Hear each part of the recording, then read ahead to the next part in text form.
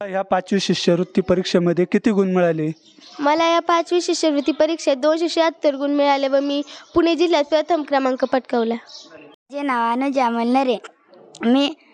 मी जिल्हा परिषद प्राथमिक शाळा खैरीनगरमध्ये शिकत होतो.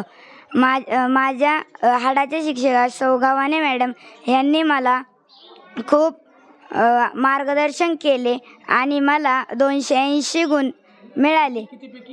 मला 300 पैकी 280 गुण मिळाले आणि मी राज्यात 10वा क्रमांक मिळून उत्तीर्ण झालो.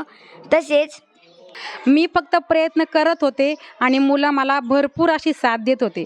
मुलांच्या साथीने, पालकांच्या मदतीने आणि माझ्या कामामुळं आज खरं तर हे उत्तुंग यश आम्हाला मिळालेले आहे. आणि तालुक्यामध्ये कोंडू शिंदे, विद्यमान सरपंच खैरीनगर. आज आपल्या जिल्हा परिषद शाळेचा निकाल हा संपूर्ण राज्यामध्ये झळकलेला आहे. एकूण 37 ग्रामस्थांचं आणि शाळेचं ते कर्तव्य आहे.